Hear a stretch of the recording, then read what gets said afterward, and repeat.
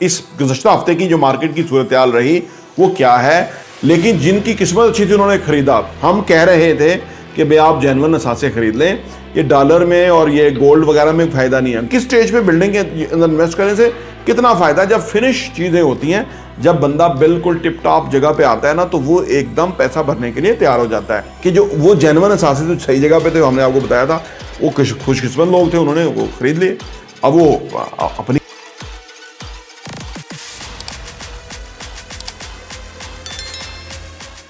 अस्सलाम वालेकुम रहमतुल्लाहि व बरकातहू। मेरा नाम अहमद अकील है, आप देख रहे हैं प्रॉपर्टी टीवी। इस गुज़श्ता हफ्ते की जो मार्केट की सूरत हाल रही वो क्या है और कैसे बड़ा मज़ा आ रहा है। हमने लोगों को बताया था कि डॉलर महंगा नहीं होगा। लोग कहते हैं जी हमारा डॉलर महंगा हो रहा है, आने वाले टाइम में 400 का 500 का पता नहीं कितने का हो जाएगा और हम प्रॉपर्टी में इन्वेस्ट करेंगे तो हमारा फ़ायदा कम होगा। डॉलर को डंडे की जोर पे नीचे लेके आया जो हमारे आर्मी चीफ है, और अब डॉलर बहुत बुरी तरह पिटेगा आने वाले टाइम में। अफगानियों को वापस भेज रहे हैं, अफगानी वहां पे डॉलर भेज रहे थे, इस किस्म के मामला थे। तो इसमें जो है ना हमारे ही वसाइल जो है वो मिसयूज हो रहे थे। तो ये अच्छा काम हुआ, अच्छे काम की तारीफ करनी चाहिए। हमारा डॉलर अब नीचे रहेगा। अब आ जाए रियल एस्टेट की तरफ, जो बहुत ही जबरदस्त असासे थे, लोगों ने उसको कंप्रोमाइज किया, लेकिन जिनकी किस्मत अच्छी थी उन्होंने खरीदा। हम कह रहे थे कि भाई आप जेन्युइन असासे खरीद लें, ये डॉलर में और ये गोल्ड वगैरह में फ़ायदा नहीं है। गोल्ड भी पिछले 12 साल से अगर आप देखें तो कोई खास परसेंटेज में नहीं बढ़ा। सिर्फ बिल्डिंग जो हम आपको इन्वेस्ट करवाते हैं वहां सिर्फ पैसा बढ़ रहा है, वहां पैसा बढ़ा है, गारंटेड बढ़ा है। क्योंकि जो बिल्डिंग पहले किसी स्टेज पे थी, बाद में किसी स्टेज पे थी, लोगों ने उस पर इन्वेस्ट किया। मैं पहले ही कहता था कि अगर लोग डॉलर में रख के ये सोचेंगे ये बढ़ेगा, तो जो मेन जगहों पे अच्छे असासे होंगे वो निकल जाएंगे। तो इसीलिए अब बड़ी खिंच पड़ गई है। अब हर बंदा मांग रहा है चीज़ें कि भाई हमें दे दे, हमें दे दे। वो चीज़ें बिक रही हैं फटाफट। तो लोगों को ये गलत फहमी है। कभी भी हिंदुस्तान, पाकिस्तान, बांग्लादेश, इन ममालिक में कभी भी रियल एस्टेट सस्ता नहीं होगा। एक बात याद रखें, क्योंकि यहाँ आबादी बहुत है। यहाँ पे जिसके पास कैश होगा वो क्वालिफाई करेगा। तो लिहाजा आम आदमी तो क्वालिफाई नहीं करता कोई रियल एस्टेट खरीदने के। लेकिन अगर आपको अल्लाह ने मौका दिया है कि अभी रेट नीचे है, तो आप इस वक्त खरीद लें, क्योंकि मार्केट में कस्टमर नहीं है। ये मौका रोज रोज नहीं मिलता। यही चीज करोड़ की चीज 2 करोड़ की हो जाएगी, 1.5 करोड़ की हो जाएगी, फिर आप खरीदेंगे। ठीक है ना? अगर फिर आप खरीदेंगे तो बेहतर है कि वो टाइमली फैसला करें, क्योंकि ये जो डॉलर है ये लोगों की बनाई हुई करेंसी है। ट्रिलियन ऑफ डॉलर जो है वो अमेरिका प्रिंट करता है, दुनिया में फ्लोट कर फेंक देता है। दुनिया की इकोनॉमियां तबाह हो रही हैं। ठीक है, तो आप हमेशा असासों में पैसा रखें। दुनिया भर के अंदर लोग यही करते हैं कि वो एसेट्स के अंदर पैसा रखते हैं, और असासे ये नहीं कि हर वक्त मौजूद हैं और बहुत ही जगहों पर मिलेंगे, ऐसा नहीं है।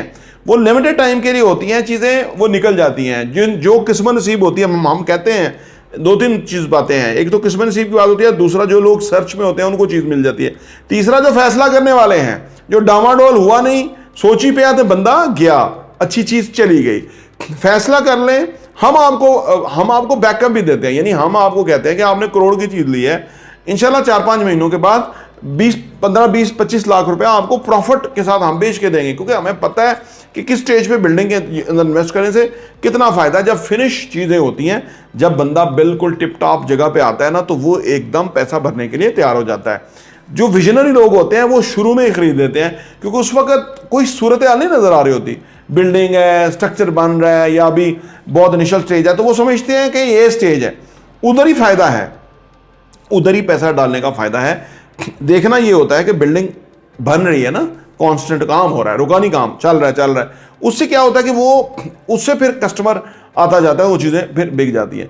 तो ये मार्केट जो है ना इस वक्त, क्योंकि डॉलर और गोल्ड में लोगों को बड़ा नुकसान हो रहा है, और लोग अब इजहार कर रहे हैं कि हमें नुकसान हुआ है, इतना नुकसान हो गया। अब मैं उनको कहता हूँ कि आपका पैसा रिकवर हो सकता है रियल एस्टेट के अंदर, लेकिन फिर वो लालच में आ जाते हैं कि जी इतना फ़ायदा होना चाहिए, इतना।